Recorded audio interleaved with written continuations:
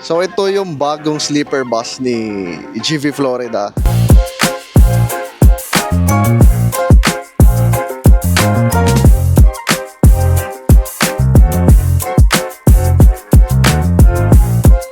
Very futuristic yung kanyang design. Ang malaking question, paano ka aakyat? Bababa tong dalawang. So dito naman sa baba, tingnan natin kung anong, ay grabe oh. Parang mas makapal yung bed na ginamit dito sa baba oh. Tulog ka ng ganyan. Relax na relax ka. Trabaho mo, uwi ka na ng probinsya, at least pagdating mo sa pamilya mo, maharap ka ng relax, haharap ka ng maayos.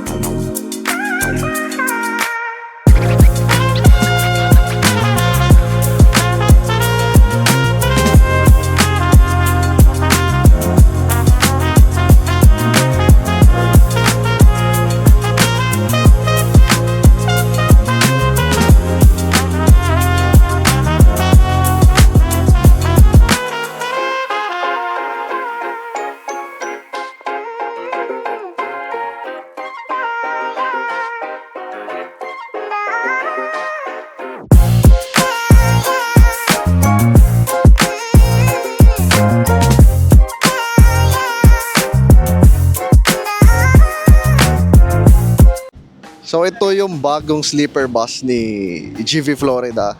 So anong meron dito sa bago na namang sleeper bus ni GV Florida.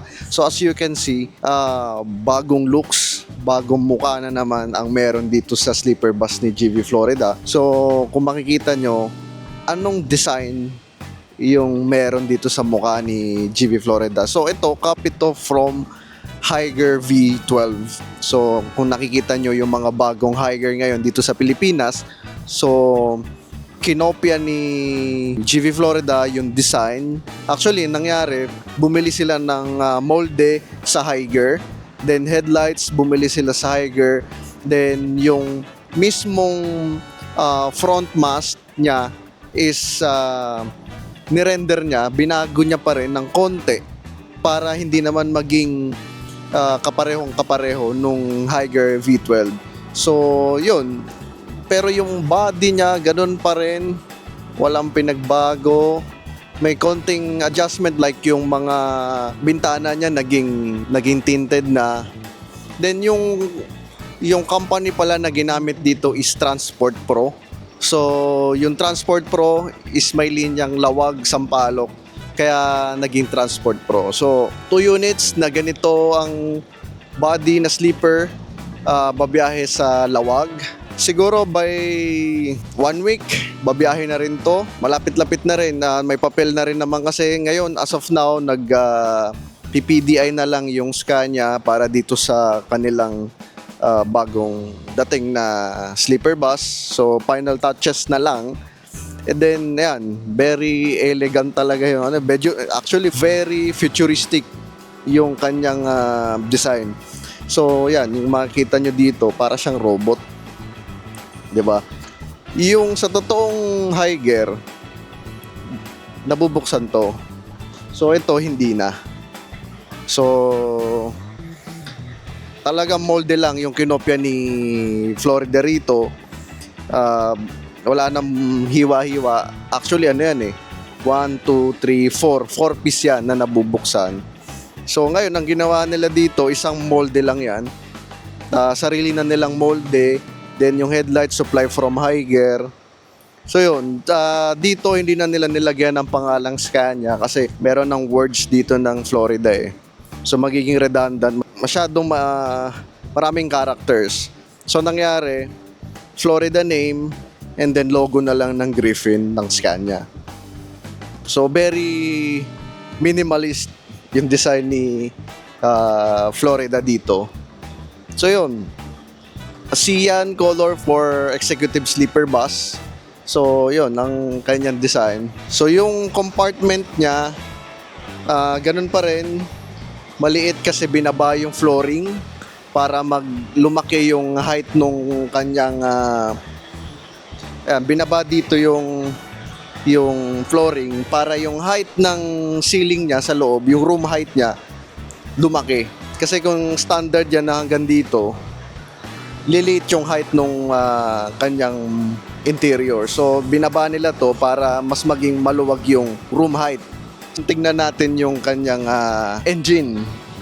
So Scania K410 yung chassis na ginamit natin dito. 410 horsepower actually.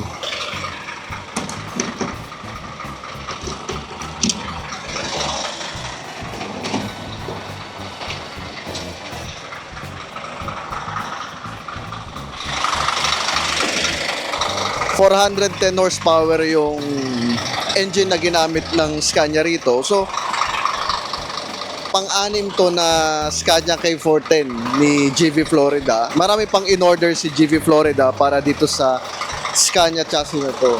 So ngayon, same engine pa rin. Ang pinagkaiba lang doon sa mga naunang K360 is common rail na yung engine na ginamit dito.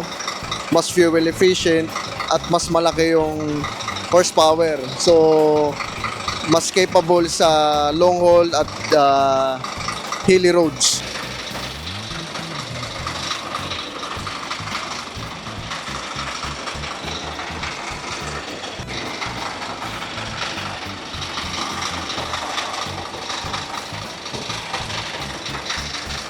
Actually, mas tahimik yung engine ni K410 compared dun sa K360 because this engine is common rin lang. Kung tawagin natin sa Scania is XPI, extra high pressure injection engine.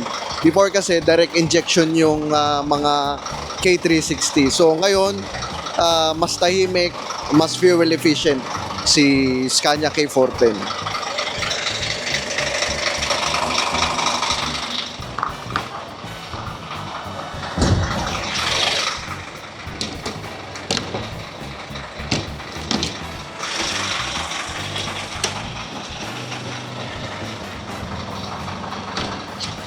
Yung mga rim nito, since lawag ang biyahe, papalitan pa ni GV Florida ng Alcoa na rim, yung aluminum. So, yung steel na rim, magiging aluminum na siya. So, bakit nila nilalagay sa lawag is yung mga aluminum rim. Mas maganda yung daan ng Ilocos compared sa Cagayan. Sa Cagayan, as per GV Florida, hindi nila papalitan ng gaya ng aluminum rim. So, retain pa rin yung mga steel since may mga lubak na area. So, yun yung explanation nila bakit yung mga Ilocos side na mga executive is naka-aluminum rim. So, isa pang nabago rito is yung pintuan niya. So, yung pintuan, gulat ako kasi dalawa na yung niya, yung salamin niya. So, meron siyang partition dito, may isang salamin dito at then merong pangalawang salamin. So magandang design, bago sa paningin. Ang ganda nung kinalabasan nung V12 look dito sa sleeper bus kasi high decker siya eh. Palagay ko nasa 3.8 yung height nito. So yan, ganda rin tingnan sa gabi. So ito. Yan. So tara, pasukin natin. Ano bang meron dito sa bago na namang sleeper bus ni GV Florida?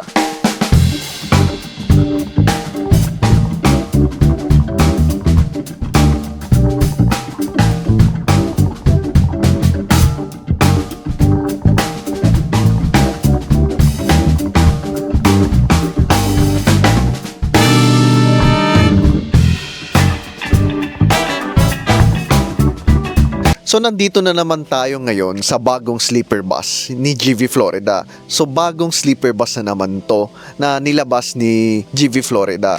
So 2 units of Scania K410 chassis ang ginamit nila rito. Actually itong K410 na nilabas nila ngayon is pang-anim na over 30 units na in-order nila recently. So meron pang 24 units na incoming na ginagawa na rin naman sa kanilang bodybuilding.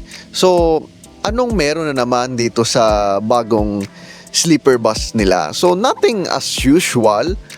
Sleeper bus pa rin as you can see. Same pa rin siya dun sa mga naunang sleeper bus. Ang pinagkaiba lang nila is dito sa interior, may mga konting upgrades, may mga konting binago, konting tinanggal. Pero yun, the same comfort pa rin yung makukuha natin. So tingnan natin ano bang pakiramdam or anong feeling ng nakasakay dito sa sleeper bus nila. So tara, tingnan natin ano bang kaibahan nito dun sa mga naunang sleeper bus. So sa interior looks, anong bang nabago ngayon? So makikita natin dito sa kanyang ceiling lights. So nawala na yung kanyang parang foam type na may design yung ceiling niya, pero foam na may leather pa rin siya, na hindi siya plastic type. Unlike before na meron design na parang honeycomb ba yun, na hindi ko alam kung anong tawag doon. So ngayon mas naging minimalist, mas malinis yung design ng kanyang ceiling niya. Then yung ilaw, same pa rin, yung kanyang mood lights. So wala siyang traditional na puting ilaw. So ang ginamit nila warm light para mas elegante tignan. Yung kanyang interior is combination of black color and gray leather dito sa kanyang bed, and then beige naman dito sa kanyang, tama ba, beige dito sa kanyang hagdanan. So yun, and then yung kurtina na ginamit niya is dark gray. So yan, dark gray yung ginamit. Yung vinyl na ginamit dito sa flooring is wood type na mas elegante tignan. Pag bumato yung ilaw, may ilaw siya rito sa ilalim. Yan, may ilaw siya rito sa ilalim. Pag bumukas yung ilaw, ang buga ng ilaw dito sa sahig, mas maganda kasi kulay kahoy yung ano niya, yung sahig niya. So yan. Yan yung sahig niya, yan yung aisle. So ito yung aisle niya. So hindi siya ganun kasikip, hindi siya ganun kalapad. Balancing siya dun sa sukat or sa lapad ng bed at sa lapad ng aisle. So malaki yung bed size na ginamit nila rito, and eventually yung aisle niya hindi ganun kasikip, para pagbaba ng pasahero, pagdating ng pasahero sa terminal, hindi sila nagkakagulo or siksikan dito or magkakabungguan pag duman. Kasi ayan, kung makikita nyo, ito ako, saktong-sakto, malit lang naman yung katawan ko, pero kung dalawang tao yung dadaan, makakadaan pa, hindi sila magkakabanggaan. So ito yung aisle nitong sleeper bus. So malaki pa, hindi siya ganun kasikip. So tamang-tama lang sa mga pasahero pagka umakyat na sila or bababa na. Tingnan natin kung paano ba tayo aakyat dito sa taas. So same as before, merong mga technique si GV Florida at sarili niyang design tong kanyang stairs dito sa bed niya. So pakita ko sa inyo yung hagdanan, kung paano ba aakyat dito sa taas yung tayong pasahero. Ang malaking question, paano ka aakyat, 'di ba? May trick dito si GV Florida. So makikita nyo dito, yan, pakita ko sa inyo.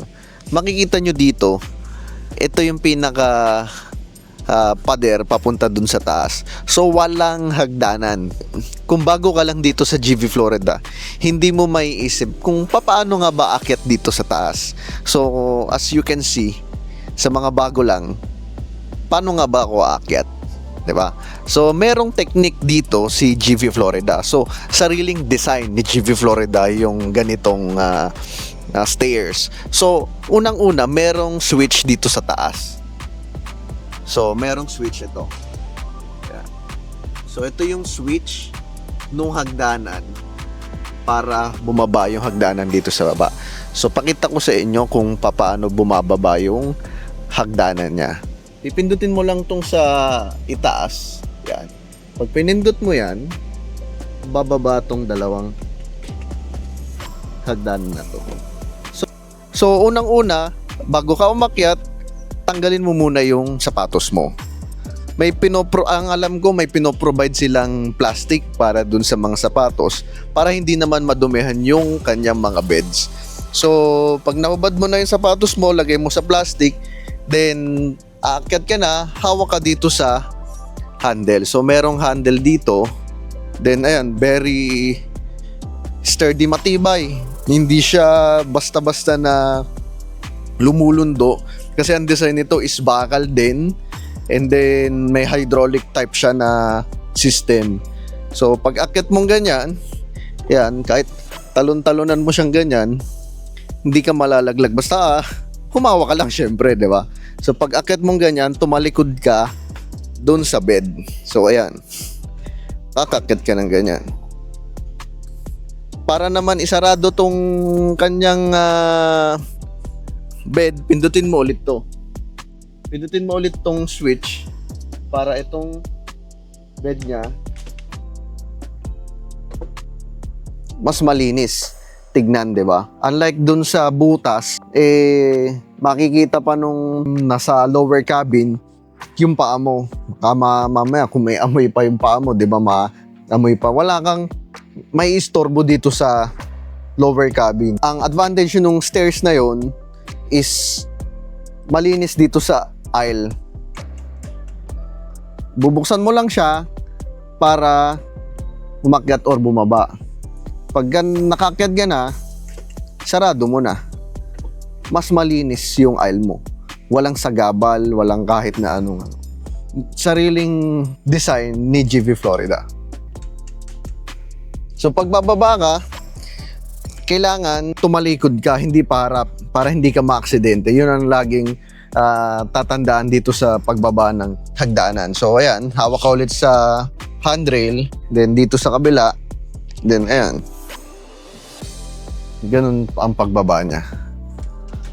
Tapos sarado mo ulit para makadaan kayo mga pasahero.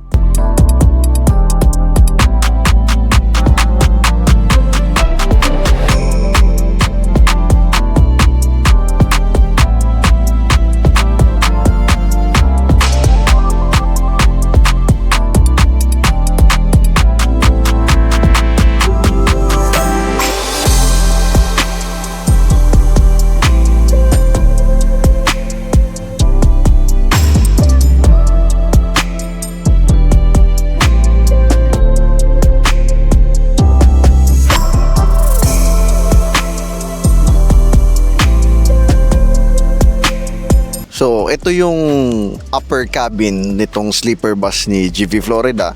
So, same as before din naman, nakikita nyo, 5'5" ang height ko. Yung ceiling niya, mataas. Hindi siya ganun kababa. Nakaupo tayo ngayon dito sa bed. Hindi ako nauuntog. Kung mauntog ka man, yung material na ginamit dito sa mga ceiling niya, siding niya, foam with leather. So hindi ka mauuntog or masasaktan kung sakali man na mauntog ka. So yan, yung opening niya malapad. Yun, yung foam sobrang lambot talaga. Yun yung talagang may pagmamalaki dito ni GV Florida, na yung foam na ginamit niya is sobrang kapal talaga, as in kala mo kama mo sa bahay. So yun, So tingnan natin yung kung ano experience nitong bed niya. Kung same as before pa rin naman ba. So yung bed niya saktong-sakto lang para sa isang tao. So kung malapad ka, kaya rin naman kasi malapad yung bed na ginamit. Tsaka yung style nung bed niya is payakap. So yung foam nung bed nakayakap sa katawan mo. So pag nakahiga kang ganyan, talagang very relaxing kasi nakayakap sa iyo yung bed. So kung halimbawa tumatagilid ka sa biyahe, okay lang kasi hindi ka mauusog-usog ganyan kasi may nakayakap sa iyo may curve yung bed niya. Then meron siyang sariling unan. So ayan yung unan niya na adjustable din. So 'di ba parang imported din talaga yung kanyang bed na ginamit. And then so yan, may sariling seatbelt yung mga bed na parang sa eroplano rin yung design, lap belt din, di ba? So yan, kung gusto mo naman i-recline yung bed niya, merong lever dito sa gilid. So ito yung lever niya. So angat mo lang, naka full recline na siya actually. So pag inangat mo siyang ganun, yan. Kung gusto mo na nakaupo, yan. Ayan, nakaupo ka lang ng ganyan, pwede naman. Then kung gusto mo naman na full recline, yan, higang-higa ka. Hindi siya yung flat na flat kasi yung bed natin naka-tilt pa rin siya para yung paanong nasa kabila is may ganito, may footbox kung tawagin. So, yan, mauunat mo yung paa mo. Kasi kung naka-flat tong bed na to, wala siyang footbox na ganyan. 'Di ba? Yun yung design ng mga bed. Then ano pa ang meron dito sa sleeper cabin ni GV Flores? So, may sariling TV yung cabin mo. Then pwede kang manood ng movies, ng music. Yan, may mga ads si Florida. Yan. Then may charger din na sarili. Then charger niya, yan. Then kung gusto mo naman na fast charging, ito yung fast charging. May fast charger dito na Type-C tsaka USB port. Siyempre, meron silang cortina na yan, pwede mong isarado. Tapos meron pa rin siyang ilaw dito sa baba. So, yung parang kumbaga yung ambient light niya. Ito. Wala lang siyang sariling ilaw pero okay rin naman kasi may ilaw din naman dito sa ceiling light eh. Privacy curtain naman dito sa aisle. So ayan, tutulog ka na. So ayan. Ganito naman yung itsura nung kanyang bed pag nakasarado na yung kurtina. So cloth type yung mga curtains na ginamit. So very comfy, sobrang lapad nung bed na ginamit dito sa kanilang sleeper. Then ang talagang nagustuhan ko rito is yung kanyang foam. So yung foam talaga na ginamit dito sa bed is sobrang lambot. Then ang kapal talaga, sin sobrang kapal. Na kahit magpagulong-gulong ko pang ganyan. So ayan, kung halimbawa nakatagilid ako ng ganyan, tutulog kang ganyan, tulog ka ng ganyan, di relax na relax ka. Diba? So kung halimbawa sa kabila naman, ayan, adjust mo lang yung unan mo. Diba? So ayan, tulog ka ng ganyan, diba? Actually, ang mangyayari dito, pag tulog mo, since gabi ang biyahe, pag tulog mo, magmula sa Manila, pagdating mo ng magigising ka, either nasa Lawag ka na, 'di ba?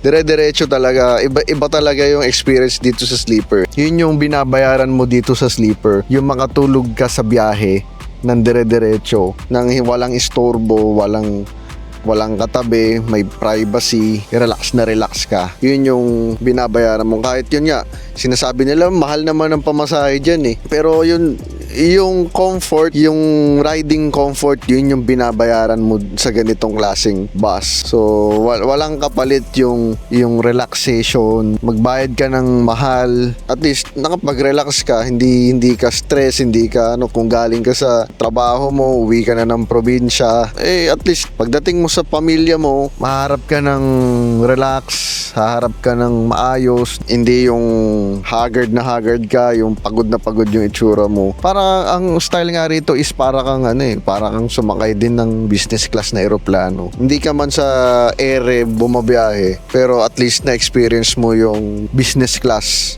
style ng isang eroplano. Then yun, dito sa GV Florida, ang alam ko yun, pag sumakay ka ng sleeper bus, may libreng coffee and snacks like bread dun sa kanilang stopover sa Pura Tarlac. So at least 'di ba, yung binayad mong mahal, may mga konting inclusions si Florida. Akalain ba natin na locally made to, 'di ba? Parang kumbaga, ang dami ko na rin napakita sa inyo na sleeper bus from abroad, mga imported na sleeper bus. But kung makikita natin to, ang laki ng difference.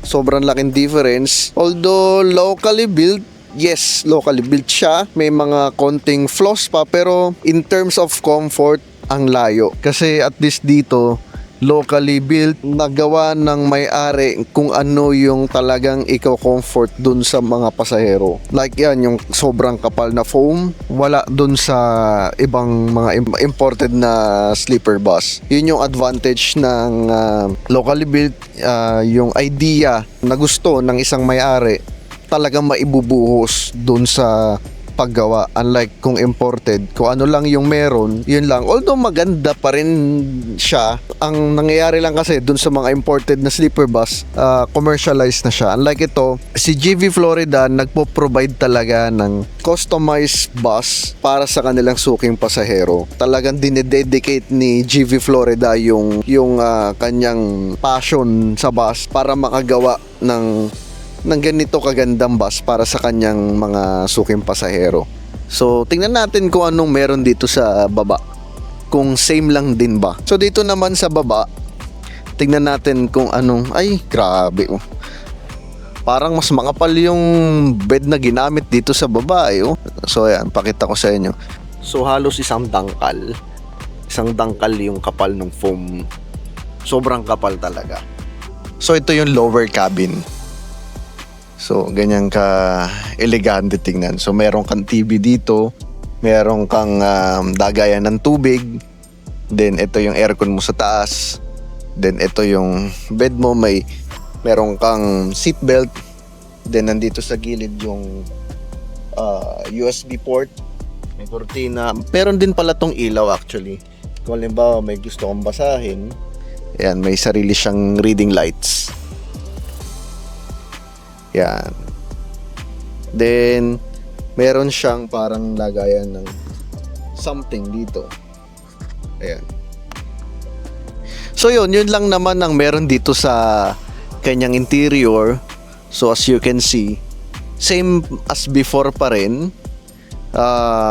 Wala akong masasabi talaga dito sa kanyang bed na napakalaki at napaka kapal. Siguro re-rate natin tong sleeper bus ni GV Florida 10 out of 10 talaga siya kasi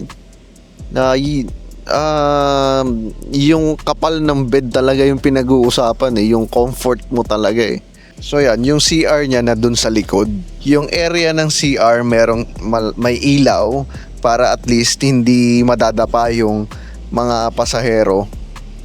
So yung location ng CR niya is nandito sa likuran.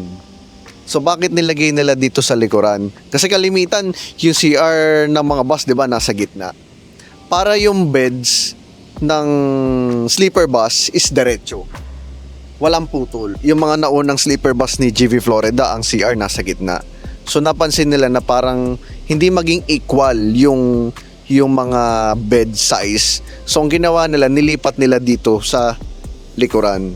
So ngayon, ang advantage, unang-una, pag nandito sa likod ang CR, mas may privacy yung mga taong magsi-CR. And then, at least syempre, kung may amoy man, nag-CR, dito sa likod lang hindi nakakabulahaw dito sa mga natutulog na pasahero. So, ayan yung CR niya. So, pagpasok mo, iilaw automatic yung kanyang light.